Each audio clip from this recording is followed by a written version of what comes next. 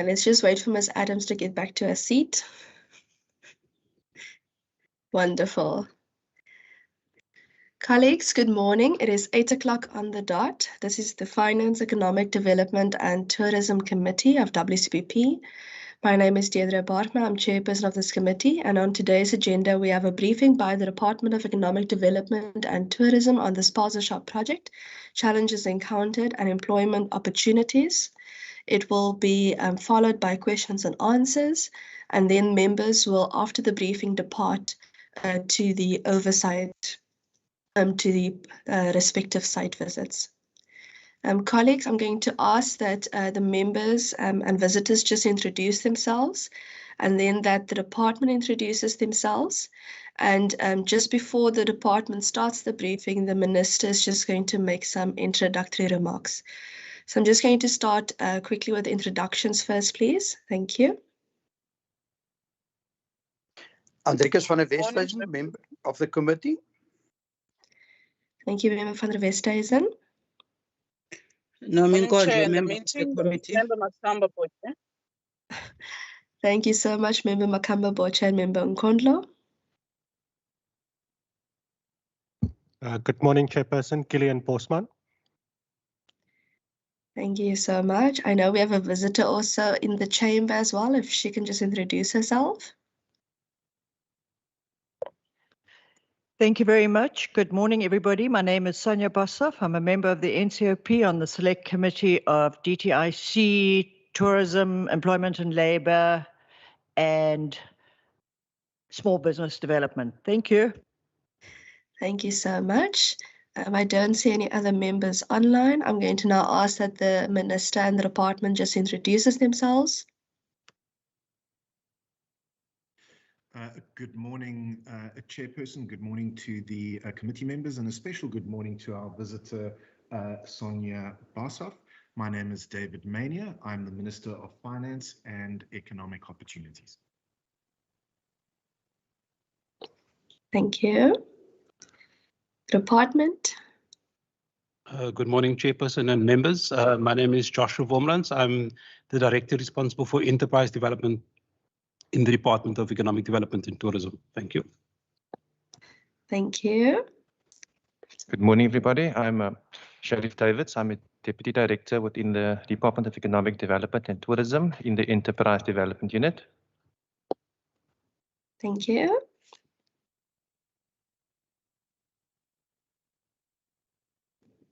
Is there anyone online? I see one or two names online, but I'm not sure if it's a duplicate of people in the chamber.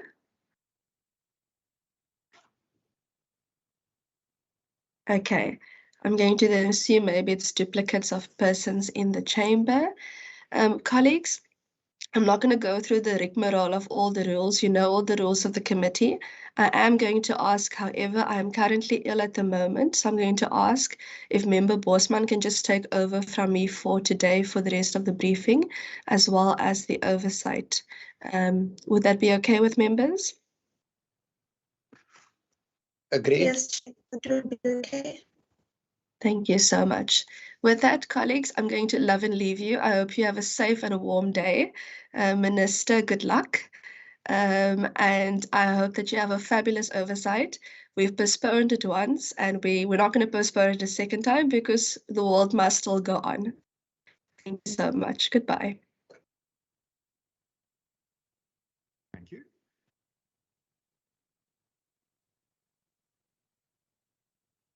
Thank you, Chairperson. Do I understand that you'd like me to begin with my opening remarks?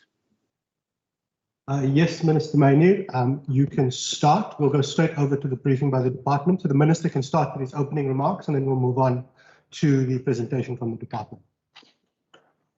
Thank you so much. I really just wanted to open by thanking the committee for their interest and for the opportunity to brief you on the Pick n Pay Market Store project. I've mentioned this several times before during deliberations and debates, but I've had the pleasure, of course, of being present. Minister, if I could just interrupt you for a minute. We can't seem to hear you properly, so if you could perhaps just project a little bit more into the microphone. You're just coming through a little bit faintly on our side. Thank you. Is this a little bit better? That is, thank you, sir. Great, thank you. So I'll step back. I really want to thank the committee, obviously, for the opportunity to brief the committee on the Pick n Pay Market Store project.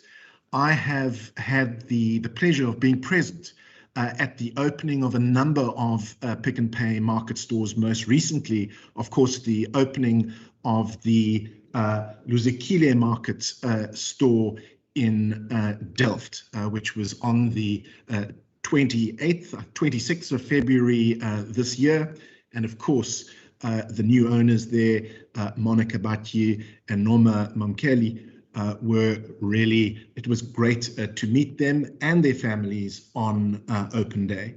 I think this project showcases what can be achieved when the public and private sector step up and join hands and execute a program which creates not just new owners of businesses, but also, of course, new jobs in the township environment.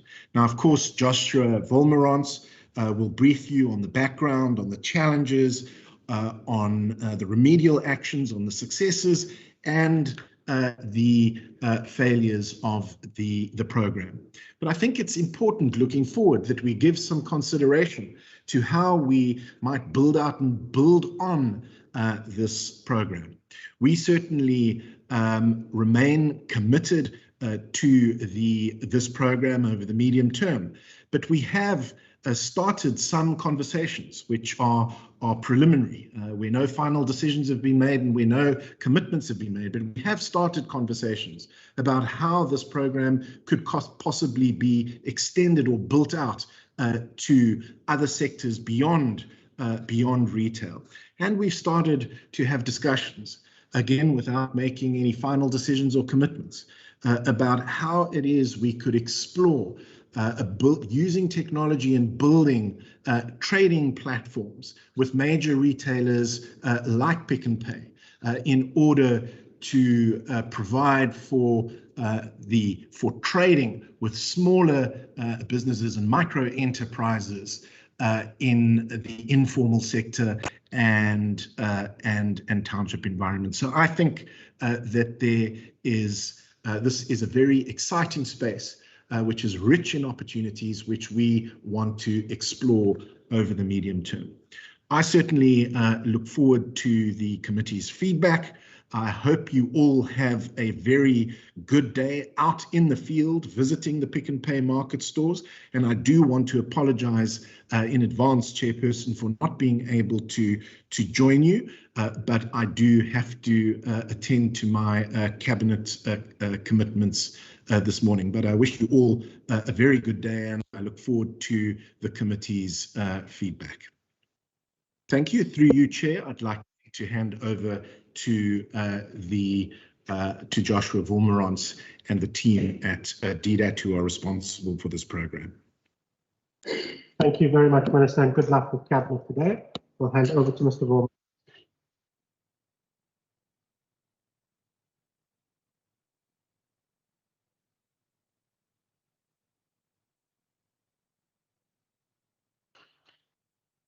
Thank you, Chairperson. And thank you, Minister, for those introductory words. I assume everybody can see that the presentation is on the screen. Then I will commence with my presentation. So the Pick n Pay market store, I think, has been one of the, I think, as Minister Mainir has indicated, one of the key projects that has been implemented by the Department of Economic Development and Tourism. And I think for us as a department, enabling and developing township-based businesses is a priority.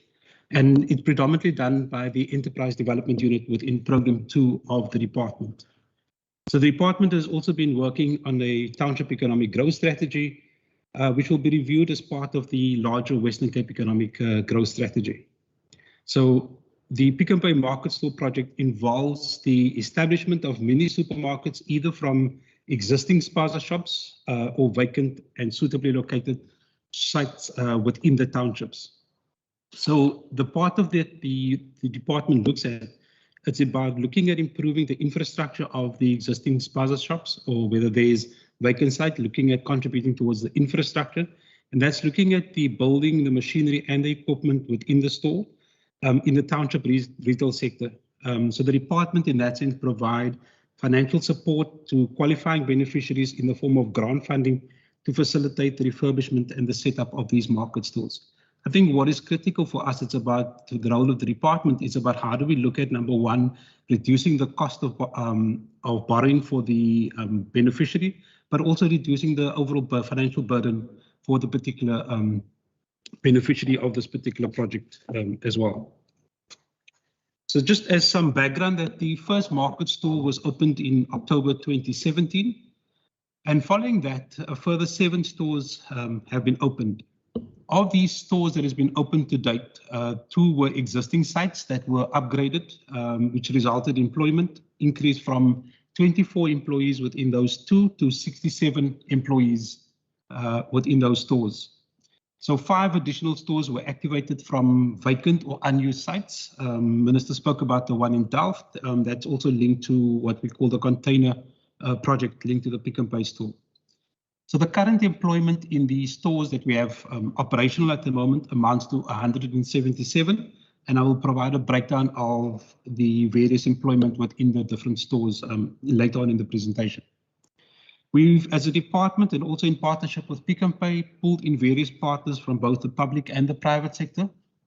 And I'll also speak to some of those partners that the department has also been responsible in terms of facilitating their involvement, especially your development finance institutions such as the Small Enterprise Finance Agency, as well as the National Empowerment Fund. So just in terms of some of the role players that we've got on the project, so Pick n Pay obviously is the main partner in terms of running with this particular rollout of the project, and Pick n Pay provides grant funding to the business as well. They also look at facilitating the loan funding, setting up the required infrastructure in terms of the systems, and also they're responsible for the mentorship linked to the particular store owner. So critical, obviously, for linked to the systems, for example, would be the kind of your reordering system, the tolls, and I think Pick n Pay plays an important role in capacitating the entrepreneur or the owner of this particular business as well. In terms of DRAC, as I indicated, we do provide grant funding, but then also we assist in terms of the municipal applications. So we've picked up, for example, and our department has been critical in engaging with various municipalities, such as the City of Cape Town, and also municipalities such as Drakensberg, around the issues around electricity upgrade and also issues on zoning. So one of the key things for this particular project is that you require 3-phase electricity. So the department has also have a partnership arrangement with the City of Cape Town and some of the other municipal areas outside of the metro as well. And as I indicated, also we facilitate loan funding. So we've also, as a partner, pulled in the National Empowerment Fund as well as the Small Enterprise Finance Agency as part of the funding. So the City of Cape Town, as a partner, provides electricity upgrades, and they fund the upgrade of the electricity to 3-phase to ensure that the business can operate smoothly and that there's no particular challenges, because if you look at the equipment required in the ovens and the fridges that's requires significant amount of energy. So hence the 3-phase electricity. So the department has also been engaging and in partnership with Pick n Pay with a number of funders linked to this particular project. And we can see there's Masizani Fund, there's the Old Mutual Foundation. So Masizani provided both grant funding and loan funding to the beneficiaries. Old Mutual was focused on grant funding. The National Empowerment Fund was looked at grant funding as well as loan funding to the applicants. Brimstone Investment provided grant and loan funding, and then some private sector banks, one of those would be Nedbank, would be the development of loan funding. And also CIFA would provide loan funding. I think what is important to note is that the mix of financial institutions, both from the public and the private sector, is about looking at where are the cheapest funding that is available and how do we reduce the cost of borrowing for the beneficiary on this particular project. So hence, there's constant engagement with different financial institutions and to basically see where we can find the best match in terms of the lowest cost in terms of the borrowing for the particular business owner.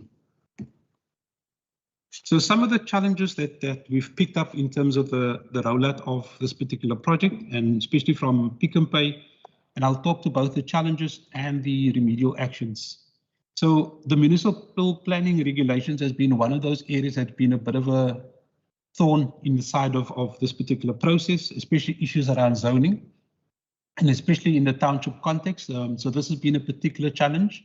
And this department has also then in that sense tried to facilitate engagement with those particular municipalities where these issues were picked up. I mean, the other issue, for example, is around the requirement around planning legislation, where, for example, for a Pick n Pay store, you need 10 parking bays allocated. So these are issues that we picked up, which initially when the project commenced wasn't necessarily anticipated. But I mean, as the product challenges are encountered, the department tries to try and facilitate these engagements. So clearly there's a conversation around our planning regime and the regulations that we need to look at from a township point of view when you look at the development of the township and we bring in the establishment of these kind of businesses. The suitable site locations and ownership status is a particular challenge. So obviously from a retail perspective, you've got to look at the site where there's sufficient footfall to ensure that there's sufficient revenue into the business. But also, obviously, as we know, given the historical issues within this country, the issue of ownership has been a particular challenge, and the transfer of ownership of some of these properties has been an issue.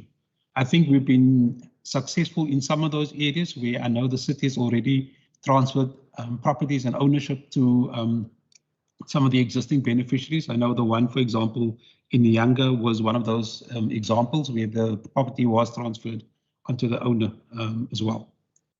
So the identification of the appropriate store owner, I think this has become a critical issue because I think the issue around the success of any business is what you talk to about the jockey that's responsible for managing the business. And I think as an owner, you need to be properly equipped and capacitated because running, I think there are variances, although there's some similarities in terms of some of the people that have historically run spaza shops. So obviously that experience and that knowledge does contribute to the success. But I mean, obviously with the Pick n Pay system, it's a bit more sophisticated in the sense where all the facilities that you can do at a Pick n Pay store at any area, whether it's be in a normal mall, I mean, you can access the same facilities at the market stores as well. So obviously there's a bit of sophistication built into the system in terms of the product offering and the services that is provided by these particular market stores. And then the availability of low-cost funding options. So obviously for us, it's about making sure that you reduce the cost of borrowing. And it's about looking at within the market, who are those organizations or financial institutions that can offer you the best options in terms of funding and from a funding perspective. So some of the remedial actions, it's about constant interaction with municipal officials to fast track some of these applications. So we've picked up, obviously there are some delays at times in terms of these processes within municipalities. Pick n Pay is also embarked upon an extensive training program of the owner and the employees. So before the store is open, the trainer and the employees goes through extensive training in terms of understanding the systems, how it works and how things are operated in a typical Pick n Pay market store. And also there's been agreement with funders to access development funding opportunities. So some of the challenges I think that the stores have experienced, especially given the impact of COVID-19 and the associated lockdown levels, there's been limited trading. And I think that you can see later on also has been impacted on in terms of cash flows within the business. So the COVID-19 lockdown has significantly impacted on the overall revenue and cash flow of these entities. The electricity cost has been another area of concern, and I think also between Eskom and the City of Cape Town. And what we've picked up also is that there's significant variances in the cost allocation, so to upgrade the electricity. And I think those are issues that this department has also facilitated, especially in the discussions with Eskom, to try and look at the reduction of those particular costs because there's quite significant variance in the cost implications around the implementation of the phase 3 electricity at these sites. And I think especially in the one in Delft, there's been, based on the department's facilitation and interaction with Eskom, there's been a significant reduction in the cost allocated or cost implications for that particular site. The salary and wage of bill linked to these market stores. And here it's about employee optimization to ensure sustainability. And I think as the store opens, and you obviously in any business, you want to look at where you can enhance efficiencies and look at improving processes within your system. And obviously looking at staff productivity, look at how do you possibly reduce cost and build efficiencies into the business. I think and some of the engagements, not just with the Pick n Pay market stores, but I think a lot of the stores that we visited over the recent while is that the taxi violence and the subsequent disruptions has also significantly impacted on their cash flow because obviously there's less people coming to these stores and also people are not prepared to come outside given the recent taxi violence. So the ordering of stock has also been a particular challenge for some of these businesses. At times there's either a over-ordering or under-ordering of some of the stock, but I mean, it's something that we are busy dealing with in terms of Pick n Pay. So currently, as part of our remedial action, so we're in the process of engaging with the City of Cape Town around electricity charges. And there's also been, Pick n Pay has appointed what they call consumption consultants to identify potential power saving opportunities as well. So there's also a review by Pick n Pay in terms of the roles of staff members within the stores, and that is an ongoing process that is being implemented and looked at by the store owners as well as by Pick n Pay. And there's also a dedicated project team to members to assist the owners with daily operations. So as challenges emerge in these businesses, there is constant engagements with Pick n Pay to try and see how these challenges could be addressed. And then Pick n Pay would also allocate certain managers to then deal with these particular challenges within the operations of the businesses. So in terms of the current employment, I've got there as of 31 March 2021. So you can see there's been, and also looking at comparatively at June 2021. So some of the stores, there's been a slight reduction in terms of employment from 185 to 177. But as I indicated earlier on, a lot of these are also linked to building efficiencies into the operations of these market stores and making sure that their overheads is also in that sense reduced. So there has been, but I'll provide some more detail on the employment at a later slide. So if you look at the employment and the sales performance of all the different stores, you can see, for example, there's been a significant increase in employment. If you look at Ndwamba market from 7 to 42, I must maybe just mention that Nozinga's market is currently closed, but there is a discussion with Pick n Pay at the moment in terms of transferring the ownership linked to that. So Ndwamba's market has increased employment pre-conversion or involvement of the Pick n Pay project. They had 7 employees after the conversion. And then currently at 30th of June, they're standing at 42 employees. You can see also in terms of their annual turnover, pre-conversion of the store, the existing store, they did 600,000 in terms of from a revenue point of view. Currently, their turnover monthly as of June 2021 is 2.6 million rand, close to 2.7 million rand. So the Something Nice Bakery was a market store. Increased from 17 employees to 25 employees, and the turnover also increased from 550,000 to just over 1 million rand turnover. Same with the Mbokweni market, that was a vacant store or empty. They increased their employment to 38. And I must say also, I think what is important, especially in the context of Mbokweni, when we did the site visit, all 38 employees were from the local community. Which was then employed by the owner. So as you can see, also there was no turnover, but the turnover currently now is about 1.9 million. So you can see also for the other, for Nabi, Zokile and Wabo's market, they all increased the employment because it's basically either from a closed site or from a new site that was established. So their turnover obviously ranges between 380,000, 390,000 to about close to 800,000 in terms of their turnover. You will see it also in terms of the comments. So some of them have just started up as a wholesaler that was closed down. One was the general dealer that closed down. There was a vacant site, and also the Wabos market was started from a closed USAFE site as well. So there you can see also from a pre-employment conversion, the employment number was 24, and currently we're standing now at 177 employees. That was jobs that were created through this particular market store project. So I'm just going to go to just give you an indication on the trading activity between January and June 2021 for Tembi's market in Langa.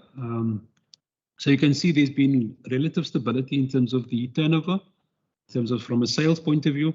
You will notice in all the slides following that there's a slight drop off in June. And I mean, we've also had discussions with Pick n Pay, and this is kind of normal within the retail space.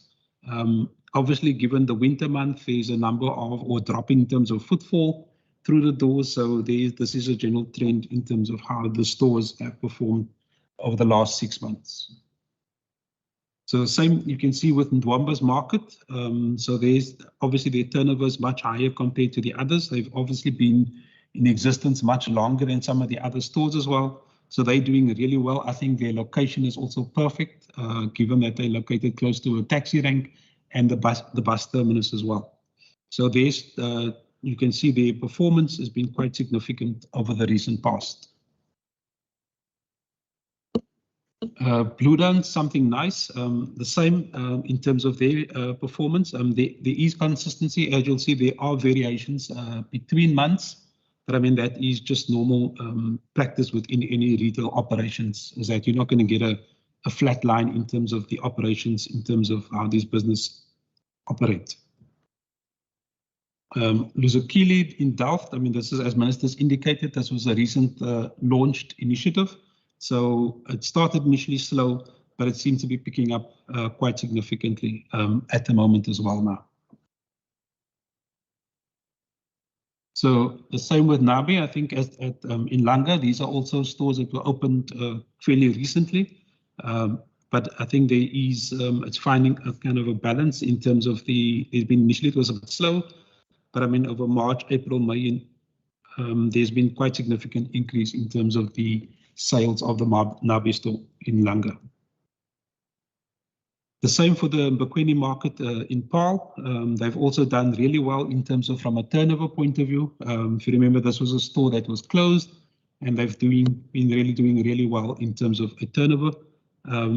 Whereas there's been a slight drop off also in June, as I've indicated earlier on, in terms of just the patterns linked to the performance of the retail sector during that particular period.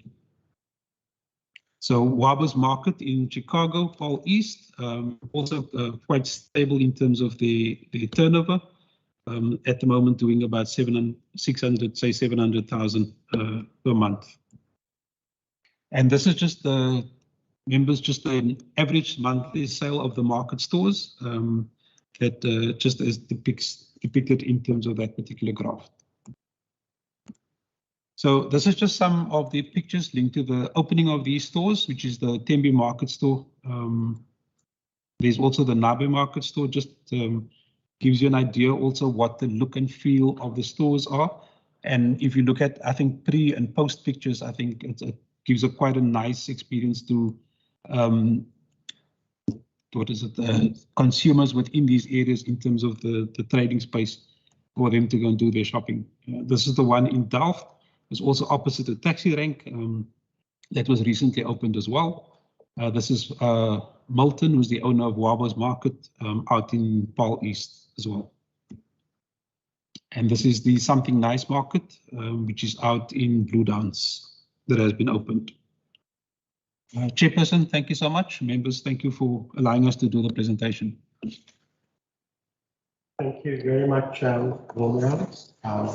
Really good to see a sort of a positive story, and also looking at the employment rate. It's really good to see the sense of sustainability attached to it and as the project grows.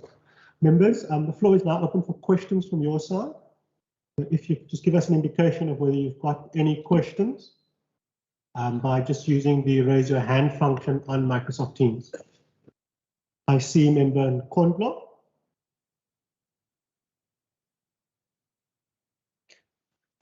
Morning, Chair. Thank you for the opportunity. I just wanted to check if in this oversight that we are doing this morning, are we gonna have anyone from Pick n Pay as a partner, especially those that are doing project management or project support to these store owners, so that we can be able to be assisted with particular questions that relate to them. So I would like to understand that from the team, or the team will can assure us that they have all the necessary information to respond to our questions. The second one, Chair, I'm interested to know that when this project started, which the department is involved in, because my questions that I've sent indicates that at this point, we do not have any township revitalization strategy as it has been referred in some of the speeches and documents of the department. So I'm trying to understand that when is the strategy which then hones in these kind of interventions gonna be completed, and what has been the delay in actually developing the strategy? The reason why I'm asking that, Chair, that if you follow the kind of issues that are raised by the presenter in terms of the context that is creating some of the challenges of the project, speaks to, you know, what would have been the basis of the type of interventions that are done in the township economy. You speak about zoning, some of the zoning issues, the bylaws that are there, the kind of ownership and transfer thereof in terms of suitable sites, because it means you needed to have done some kind of research to understand the township economy, so that when you make any particular intervention, those issues are not new, are known. So that is why I'm always asking the link between this project and a basis of why they were done and why these kind of models were chosen. And I'm interested to know the extent to which there is a more structured relationship between the department and the LEDs, which once again is something that one has asked to the department, also the minister. What is the relationship? Is there a structured relationship between DDET, especially the enterprise development, with the LEDs, in as far as these kind of issues are concerned, which are indeed hindrances because of the historical nature and challenges of townships?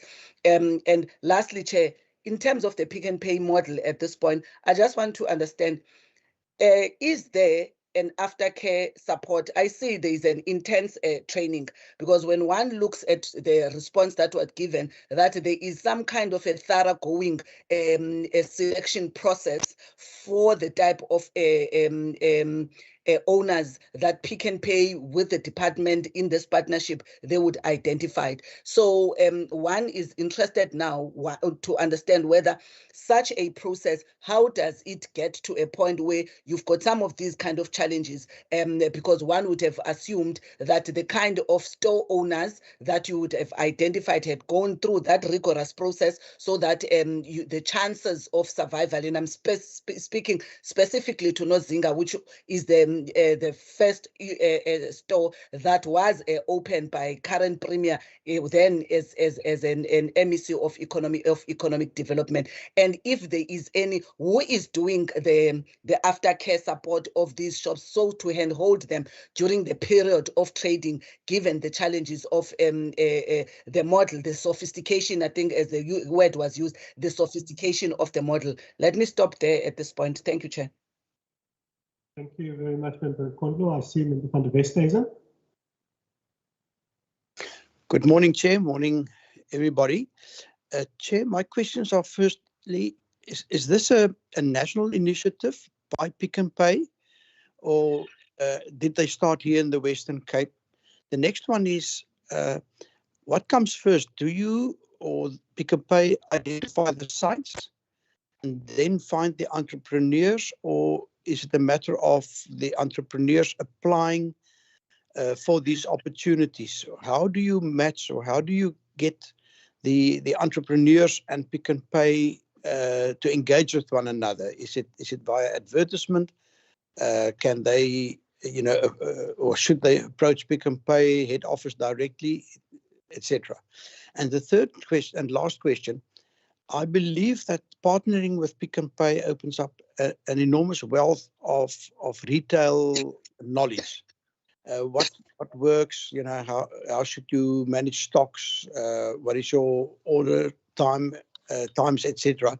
And my question is just, to what extent are our officials able to also learn from these experiences, so that when public officials engage with entrepreneurs, that they would be able to say, but here is an opportunity, here is a site that might work. And to what extent can we also then expand the knowledge base of our officials in the small business units of the National Assembly, the Department of Small Business, the DTI, etc. To what extent can they also benefit from this wealth of knowledge, and hopefully roll out this, and as the Minister Mayor said, not only into the retail sector, but hopefully also into other sectors of the economy. Thank you. Thank you very much. Shall we get those questions answered, and we can come back for another round? Thank you, Chairperson. Just to respond to the questions raised by the members. So just to confirm that the Pick n Pay representatives will be part of the site visits in Langa. So definitely the members can raise any questions of clarity linked to the Pick n Pay officials that will be there at the site visits.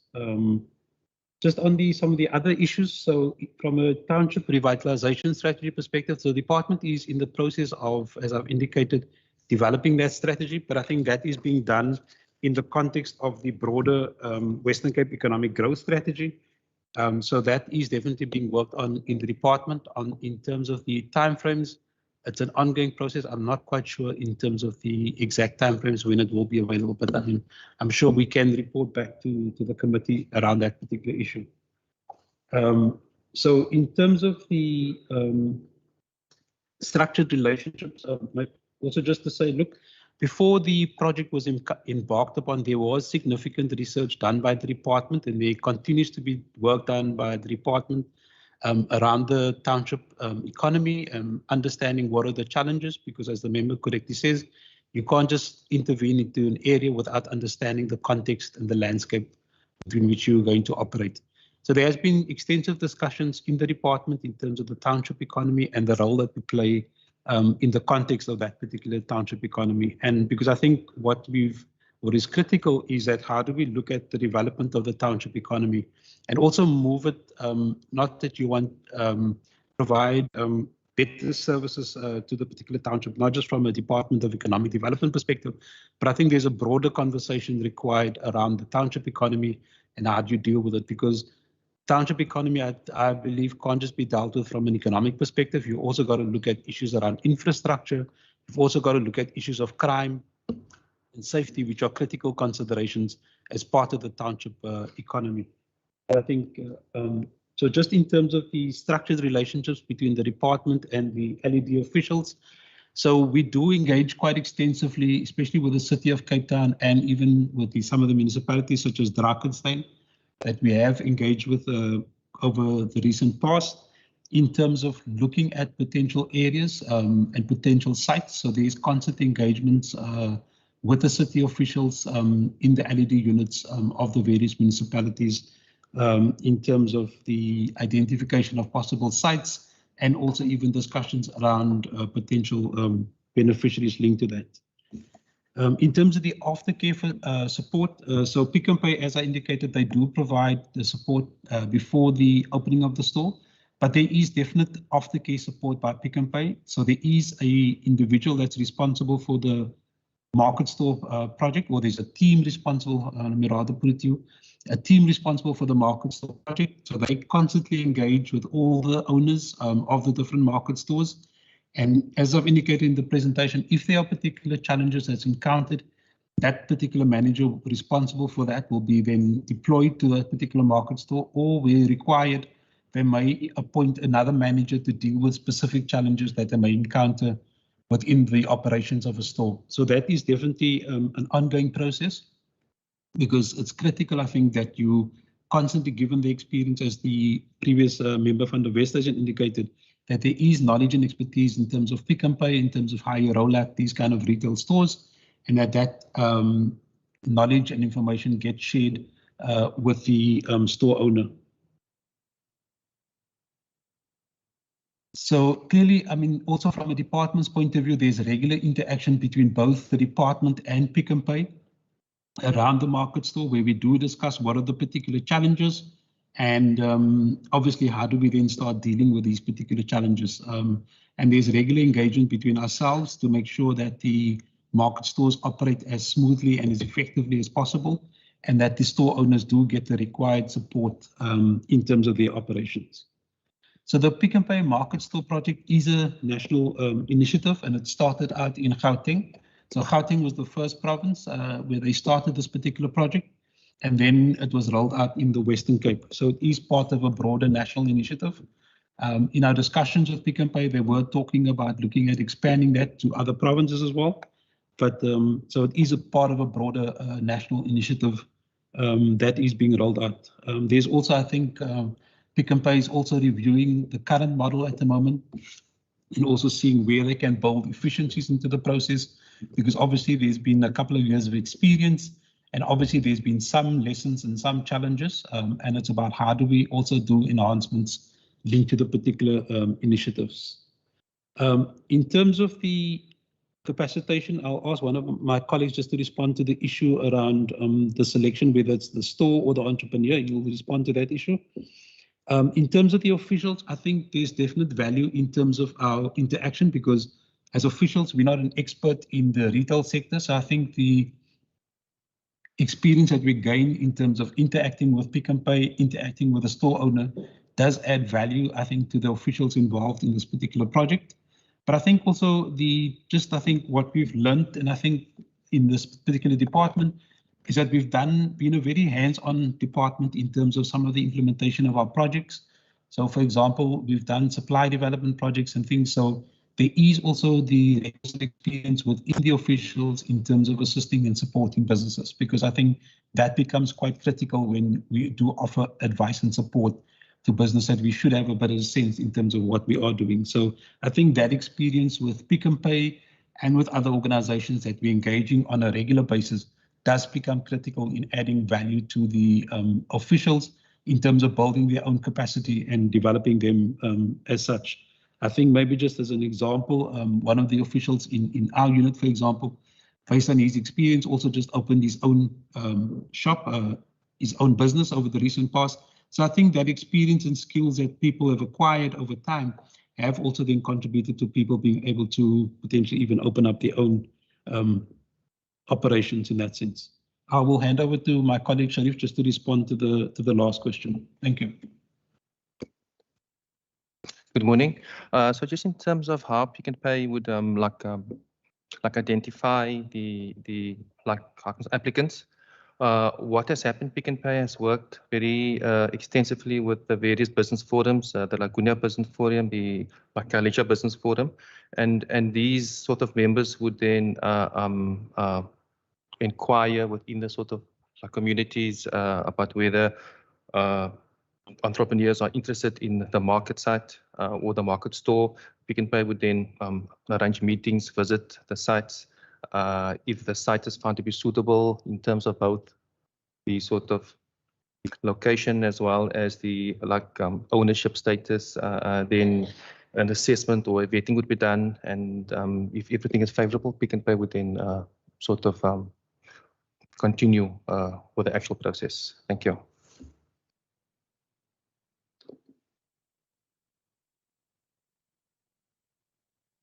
Thank you very much for those responses. I see Member Makamba Bocha, and then Member van der Westhuizen. Is your hand up again, or is it a hand from the previous one? Okay, so I see Member Makamba Bocha, and then Member Kondlo, and then if Member van der Westhuizen's hand is up, no, it's down now. So Member Makamba Bocha, we'll go over to you. Chairperson, thank you very much, and good morning to the meeting. I just want to find out from the department if they have actually done a thorough research on this initiative prior getting partnership with Pick n Pay. Whether the Pick n Pay is not creating a monopoly as they want to each and every market share. Will the Black people in the community get shares or not in these mini Pick n Pay? Because it cannot be that people close their shops because they cannot compete with resourceful food chains like Pick n Pay, for example. Why can't the government assist township Black spaza shops to grow than to impose a rich food chain supermarket that will affect people's livelihood and also eradicate competition in the market? I understand the initiative that it will create employment, but only a limited number of people will benefit in that initiative. What will happen with the small business owners like the mamas at the corners who are selling the tomatoes and veggies? That means there's no more business for small spaza shops, which is an unfair competition to the small MMEs. So that's my question to the department, Chairperson. Thank you.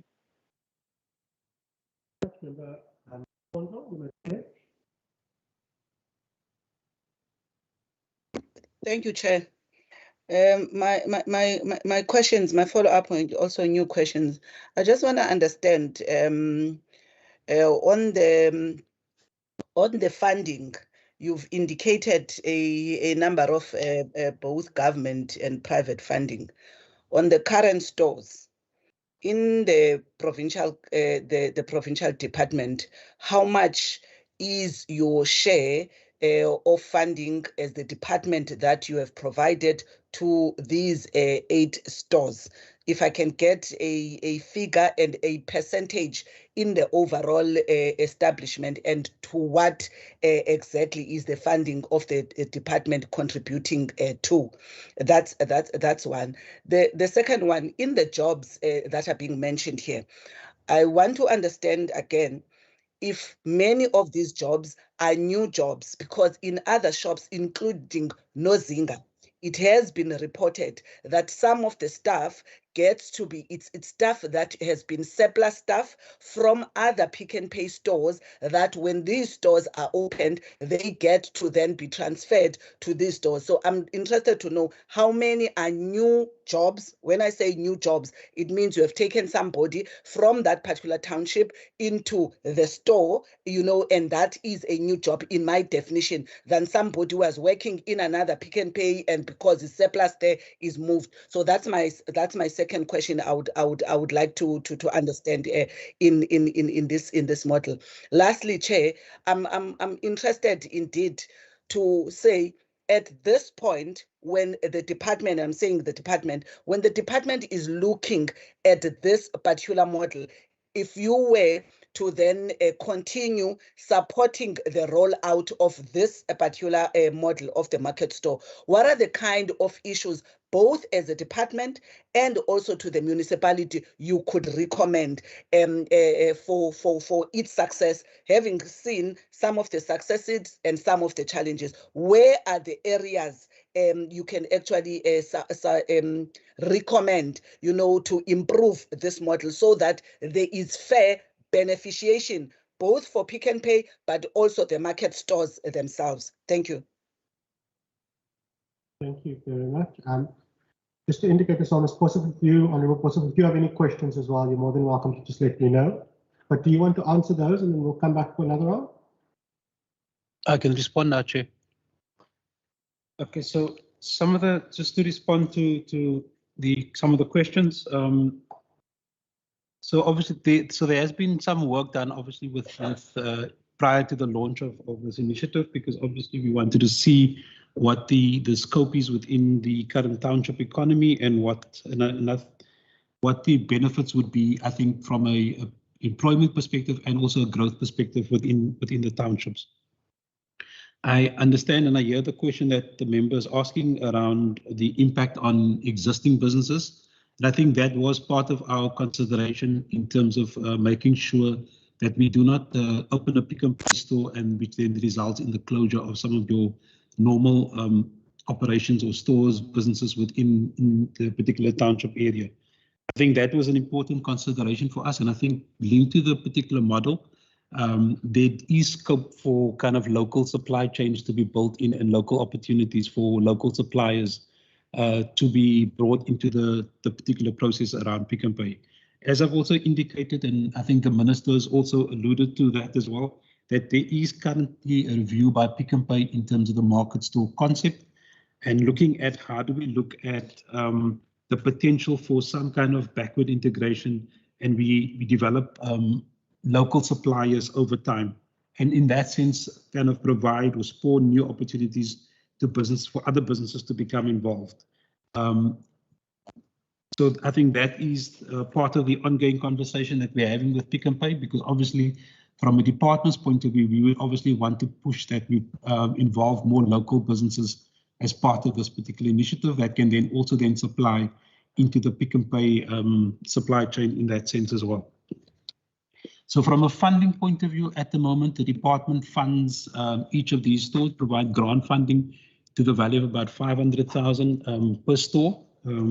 So we've, I think, contributed about 5 million to this particular project, give or take, over the last recent couple of, 3-4 years linked to this particular project. And as I've indicated, our funding is predominantly used for the upgrading of the infrastructure or for example, the purchase of equipment within that particular store, such as your fridges or your stoves as well. In terms of jobs, and I mean, I think maybe the question linked to the jobs issue, we've got a figure of 177. I mean, there could be an issue where I think, as the member explained, in terms of a definition of new jobs. But I mean, I think that's a question that we can raise with Pick and Pay chairperson, if that's allowed, maybe to refer that question and maybe get a response directly from Pick and Pay on the specific numbers, whether it's a new job. But I know in some cases, definitely in our engagement with the one in Mbakweni, the store owner did indicate to us, I think they employed about 38 people in that store, that all the employees were from that particular area and it was new jobs that were created. So I think, Chair, I'd rather want to ask that we postpone that and ask Pick and Pay to respond specifically to that particular question. So just also maybe in terms of the last question, in terms of areas of improvement, in terms of recommendation, I think clearly one of the issues that we're looking at is from a success point of view and also for speed of opening of these stores, is issues around some of the challenges around the planning legislation that should be addressed to look at kind of enhancing the process, because that's been a particular challenge. Issues, for example, around the upgrading of the infrastructure within the township is a critical issue that should be addressed. And I think the issue that we also still pursuing and will continue to pursue is around low-cost funding. And I think at the moment we have some kind of mix that is available. But I think obviously we want to try and extract as much benefit for the store owners as possible in terms of the particular areas where we need to provide them with support. And Chair, as I've indicated, that there is a review discussion in terms of the market store concept, and it's about looking at where do we find efficiencies, and there is a discussion with Pick and Pay on that particular issue at the moment. And as Minister Mainir also indicated or alluded to, that they're looking at extending this particular model and building trading platforms for smaller businesses to be then included as part of this Pick and Pay market store project. Because I think the value for us would lie in the fact of how do you use local businesses within the community to supply the Pick and Pay market stores. I mean, for example, one example could be your fruit and veg or growers in a particular area. How do you bring them into kind of the supply chain? But obviously looking at putting together those particular small scale farmers to be able to kind of produce products directly for the market store. But that is an ongoing conversation, Chair, that we are raising with Pick and Pay.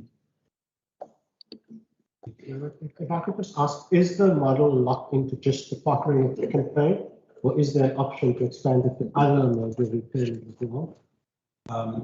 And does Pick n Pay require that the partners only work, and can you work with some of the other big retailers?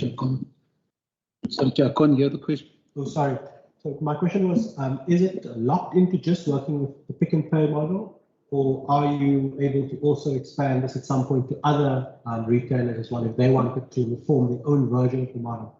So it's a Pick n Pay model that the department slots into as part of the national plan, but is there scope to expand it to some of the others as well?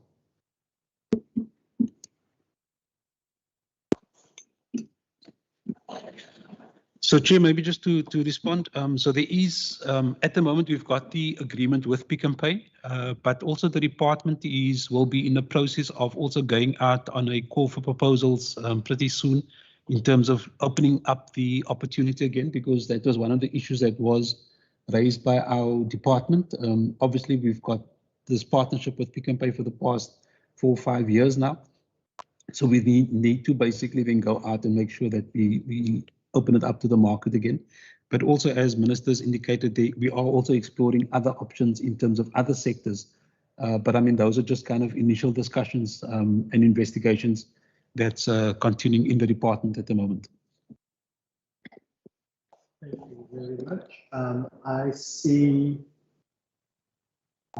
David, your hand is up. Go ahead. Yeah, thank you, Chair. I just want to sort of also say that the partnership with like Pick n Pay came about after extensive call for information with the retail giants, as you would put it. Woolworths, we like chatted to them, we chatted to Shoprite, what's it, Checkers, and we engaged with Spar, trying to find out their interest and appetite for actually building the stores in the townships. So we, as they indicated, we will do that again going forward. Thank you very much. I see Member Nkondlo and then Member van der Westhuizen.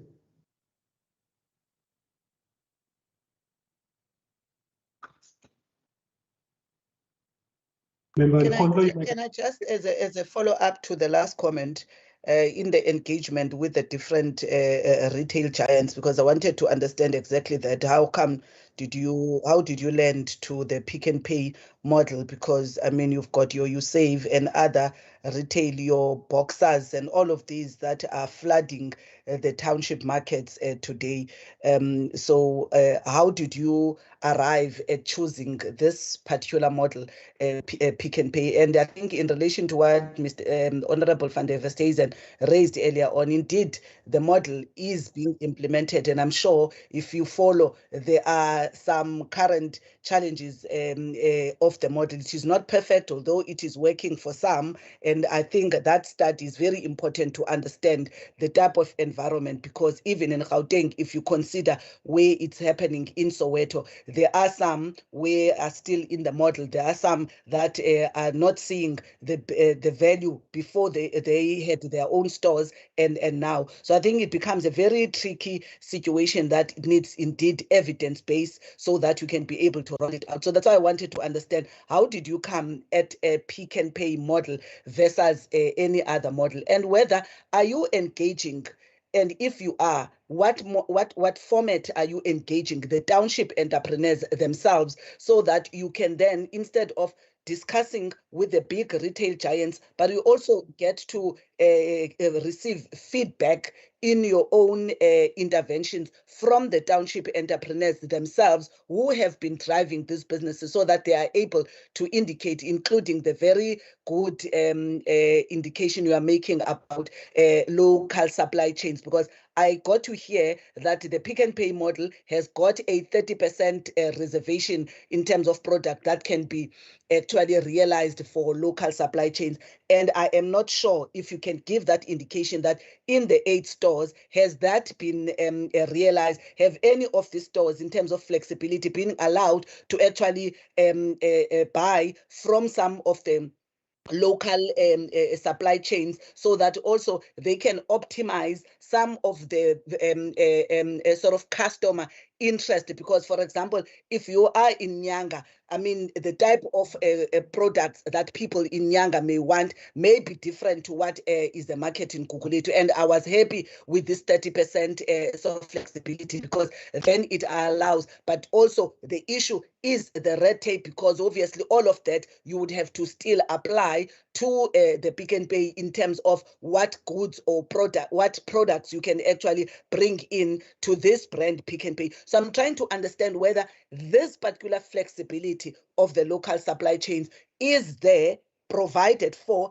but is it enabled in terms of the actual operations, in terms of how such gets to be realized, so that you do not just have a 30% and then when a local Nozinga or a local Ndwamba wants to sell, for example, chicken feet, which is something popular in the township, you know, it is not allowed. So I think it is those intricacies for me that I'm very much interested in, because yes, the more the brand actually realizes a lot for those that get to participate in the model, because people would appreciate to go and buy into a Pick n Pay store versus your normal spaza shop. But I think it is the extent to which also the market store owners, which is the township entrepreneurs, are allowed, you know, within the sophistication, their own knowledge, you know, of their market, which they've been operating, majority of them, for more than 20 years. So I think my expatiation should not lose, I think, my question is to say, are you engaging the township entrepreneurs themselves?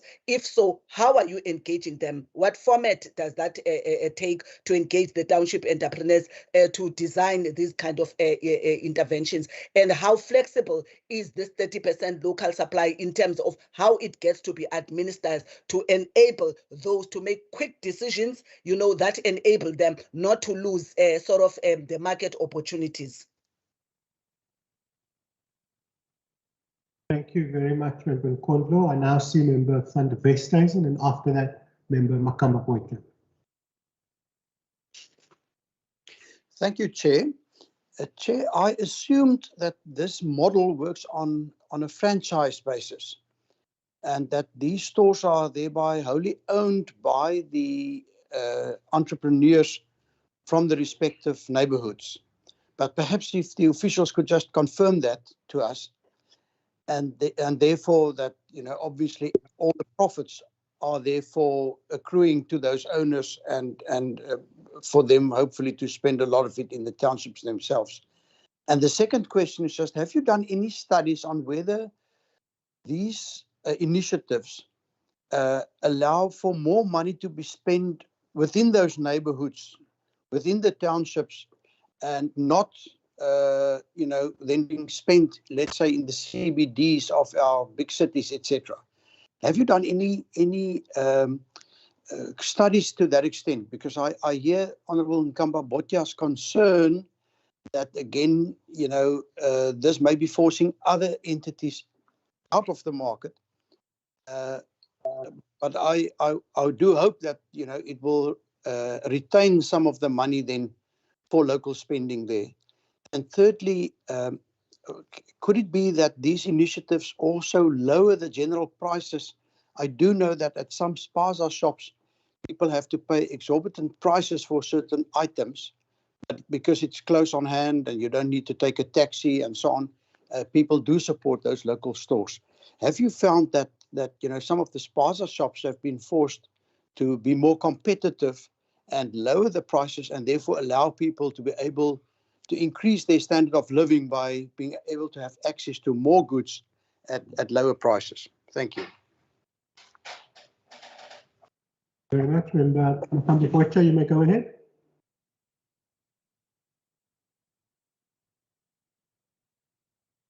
No, Chair, that was an old hand, sorry.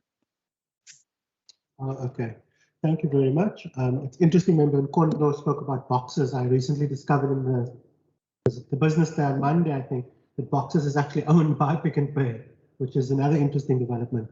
But you may go ahead and answer.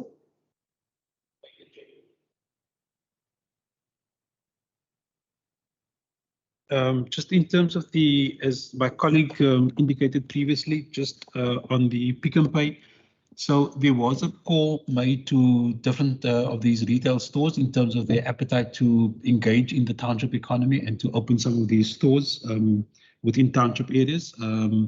Pick n Pay was the only store through that process that put in an application in terms of supporting the as part of the market store process to kind of roll out, given the experience that they've had in Gauteng in terms of the rollout of the project.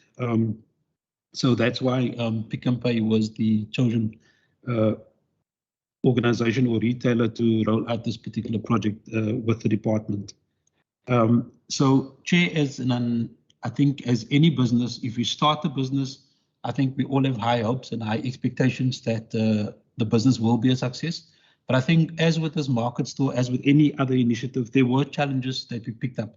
Some of them were not anticipated in terms of the challenges that we picked up. Others were things that you maybe didn't consider. But I think the member is correct. And I think this is part of any normal process in terms of opening or starting a business, in terms of the challenges that you will pick up in terms of the rollout or the opening of the store.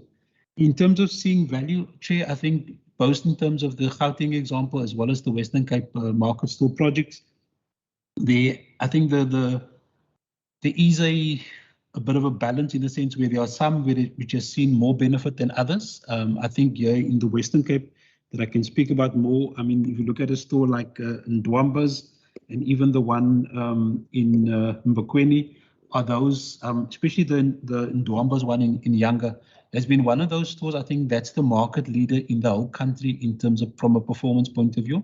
So I think there's been definite successes in the Western Cape, but we've also, now we admit that there has been some challenges in terms of the rollout and the opening of these stores and how it gets operated.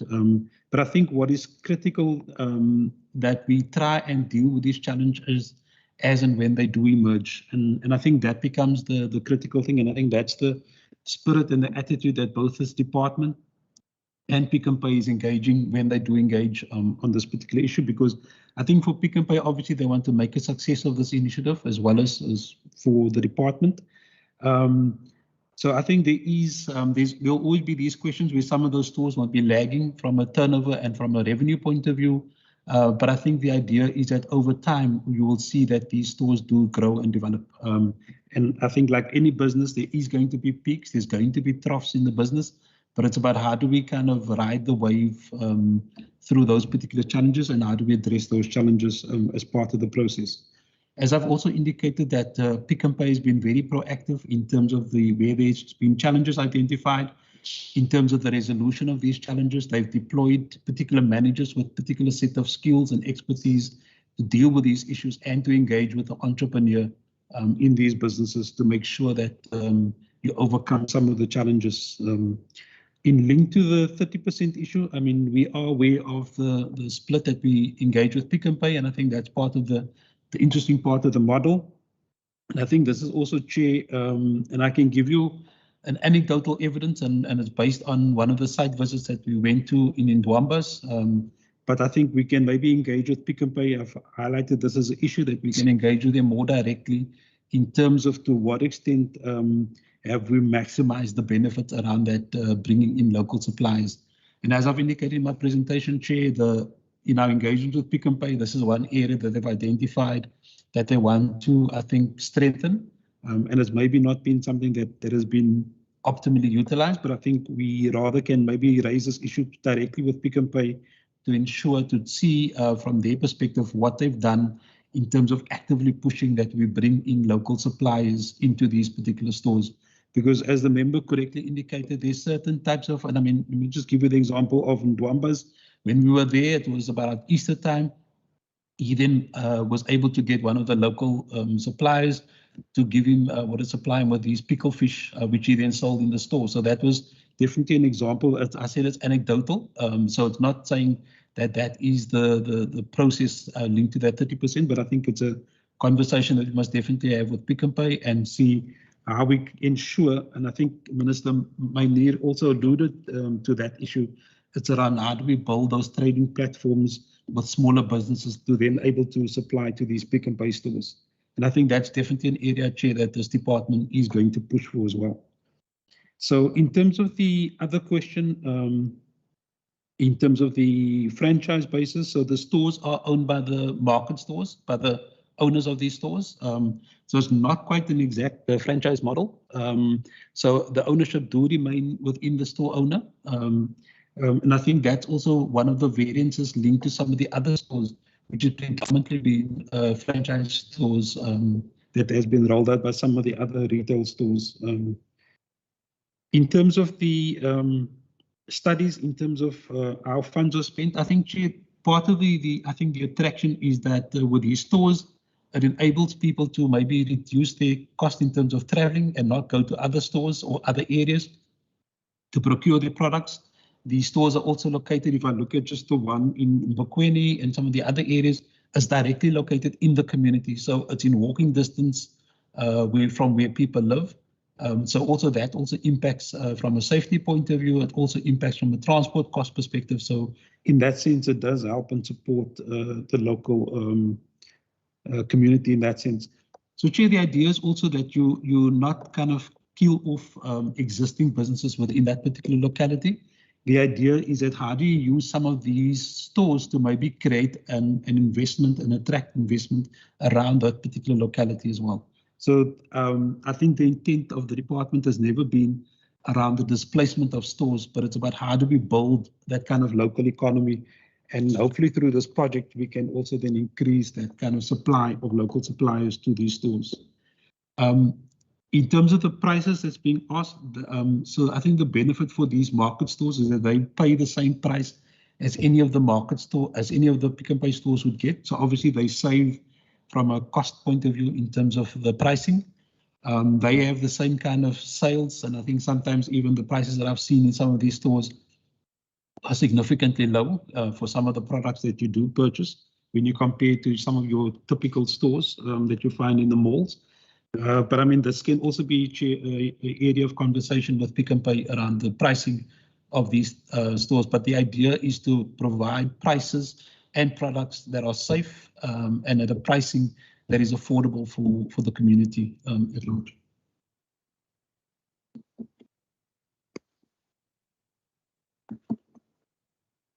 Thank you very much. Colleagues, can I get an indication if there are any other questions?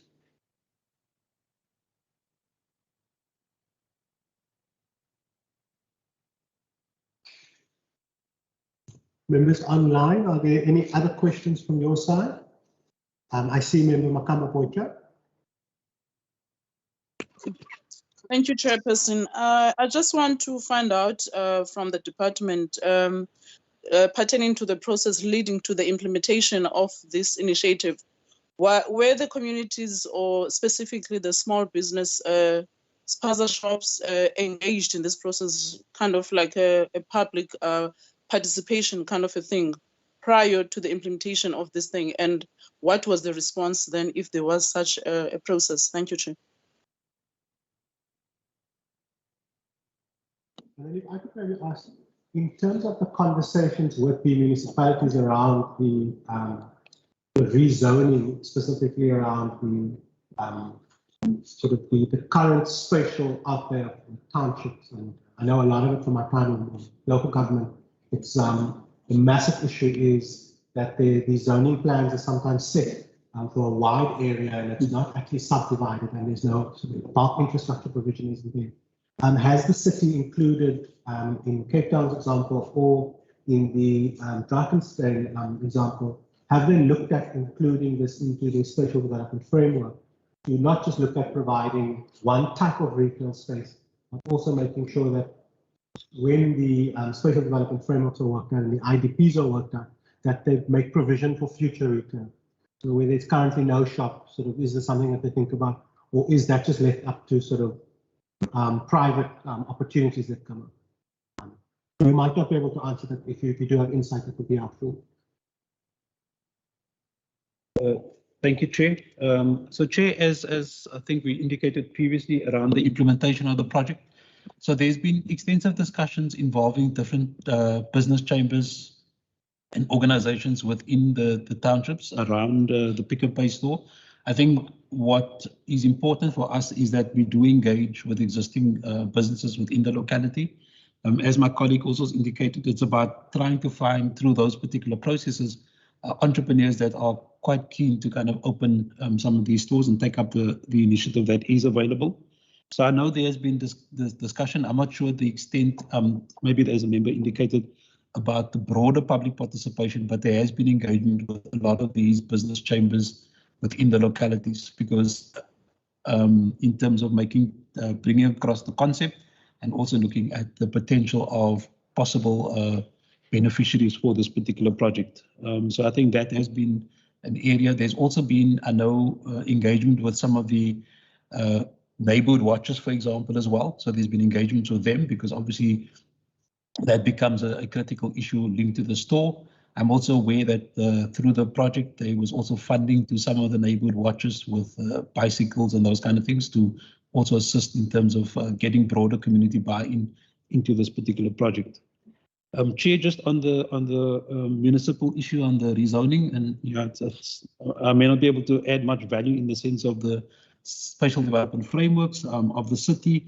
I am aware that there are area plans that does get allocated to where we're able to provide inputs in terms of those area plans and give inputs whether from a zoning perspective, whether those are the appropriate ones. But we are regularly engaging with the city and with Drakensberg to see to what extent we can look at relaxing some of those regulations.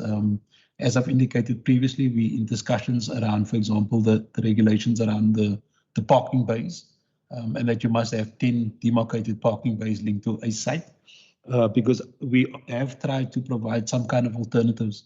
Not saying that we must flout those kind of regulations, but I think where we can and make regulations simpler in the township areas, we should do that to encourage more investment into the area, because I think that is quite critical, Chair.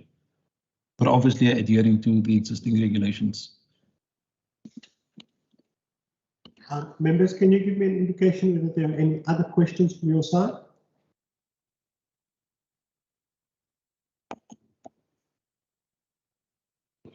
Chair, I see for members. me, for me, it's not even a question, it's a comment that so long we do not have a dedicated strategy to deal with township economy, we are always going to have this boutique isolated project, because indeed, if you listen to some of the challenges, and I'm taking the challenges of the store owners outside of the equation, I'm just looking at whether the township economic environment is enabled. If you talk about these bylaws, the spatial planning and all of that, all of these things are not just gonna answer themselves until there is a policy, a stable environment, which is exactly the same arguments we always have when we talk about the bigger formal economies. And I'm not sure what then becomes the hindrance or the slow pace from then when the department in the last administration was dealing with a research on the township economy to date in the mid of this administration. Because indeed, when you look at some of the challenges that you're going to be dealing with between the department and the municipalities, are some of the issues of the bylaws, are some of the issues of the spatial realities, the energy supply to these township enterprises. So these things are not new, are not discoveries that are being made by us because of the intervention of Pick n Pay. Even all others, I'm sure Boxers and all of them will raise exactly the same, that the township is, I think one of the colleagues from the department raised the issue of township infrastructure. We see daily that when you consider some of the old plumbing system in these townships, that is why sometimes you get an overflow, of drainage and all of this. And these impact in these kind of beautiful interventions to try and get township entrepreneurs to also optimize on their own market, let alone a big investor like Pick n Pay. So I'm just saying, for me, it's a really not a question but a comment, that we really need to put urgency onto the department having a dedicated strategy and a dedicated and structured formal partnership with the LEDs of the municipalities around an enabling environment for the township economy and the township infrastructure. Thank you, Chair. Thank you very much, for that. I'm now going to ask, since I don't see any indications for questions from any other members, I'm going to hand over to Mr. Vormerand and ask if there's any closing remark you'd like to make to this part of the session. And then at 10:15, we will be heading to Langa to go visit 2 of these stores. And some of the members online will be joining us soon. Chair, I think maybe in conclusion, I think just to thank the committee, I think for affording us with this opportunity to present to the committee on the Pick n Pay model. And look, there are, as we've indicated in our presentation, there are some issues and challenges, and we are as a department trying to deal with some of those issues. But I think it's also a learning experience for us in terms of engaging on this particular project. But we welcome and we look forward to engaging, I think, with the committee at the site visit, where they can ask them those questions linked directly to Pick n Pay and to try and see that we resolve some of those issues, Chair. So thank you so much for the opportunity. Thank you very much. Remember, just a reminder, so we will meet in Langa after, we should get there at 10:45, according to the schedule that we have, and you all have the addresses of where we're going. And just to remind you that resolution on this visit will be taken at the next meeting of this committee when we're all together again. So once we've done the site visits, at our next meeting, we will then discuss any resolutions. So I ask that you sort of note that. And if you think that you are going to forget, you can send that through to Ms. Adams, our procedural officer, ahead of time, and then we'll conclude that. So we're going to break now from here, and then we'll continue our face-to-face engagements in Nyanga. Just for those of you joining us in the chamber and who got stuck in traffic today, there is some coffee, tea, water, and sandwiches in the members' dining room just outside. We will enjoy while you guys get in your cars. So for now, members, this part of the meeting is now adjourned.